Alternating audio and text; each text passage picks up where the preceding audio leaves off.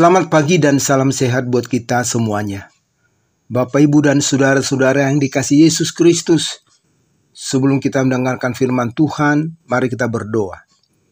Kasih karunia dan damai sejahtera dari Allah Bapa kita dan dari anaknya Tuhan Yesus Kristus. Amin. Firman Tuhan kepada kita hari ini diambil dari Almanah HKBP yang tertulis dalam Galatia 6 ayat 7. Demikian firman Tuhan. Jangan sesat. Allah tidak membiarkan dirinya dipermainkan. Karena apa yang ditabur orang, itu juga yang akan dituainya. Demikian firman Tuhan. Menabur dan menuai. Saudara-saudaraku dalam nama Yesus Kristus, ada satu lagu Batak yang syairnya tentang tabur tuai.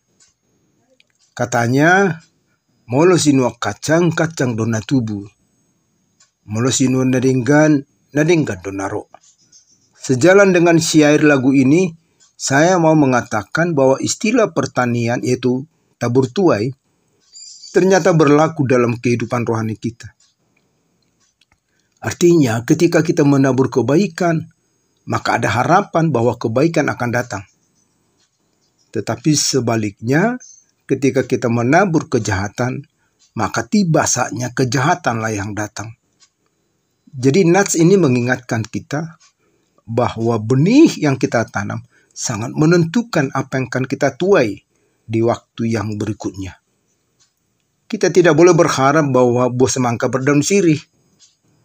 Tetapi ketika kita menanam benih semangka, maka daunnya pun pasti semangka.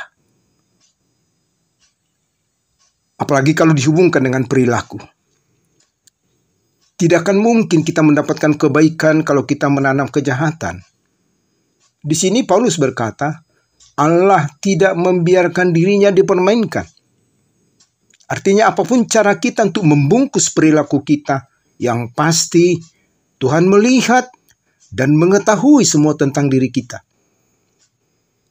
Oleh sebab itu jangan sesat. Jangan kita berpikir ada kebaikan yang akan kita dapatkan dengan benih kejahatan yang kita taburkan. Termasuk dalam menjaga tubuh kita saat ini. Ketika kita menabur benih kesehatan dengan menjaga makanan, menjaga waktu tidur setelah istirahat yang cukup, maka kesehatan dapat kita tuai. Tetapi ketika kita menabur kerakusan dan ketidakdisiplinan, misalnya tidur tidak teratur, suka begadang, ditambah lagi dengan pola makan yang tidak teratur, maka kita akan menuai dengan apa yang kita lakukan itu sendiri. Untuk itu, kita harus benar-benar menjaga hidup ini dengan menabur kebaikan. Dengan kata lain, ketika Tuhan masih memberi kesempatan untuk hidup sampai saat ini, marilah kita kembali mengkaji apa yang sudah kita tabur. Kalau kebaikan-kebaikan yang sudah kita tabur, marilah kita tetap menjaga perilaku kita supaya tetap baik sesuai dengan firman Tuhan.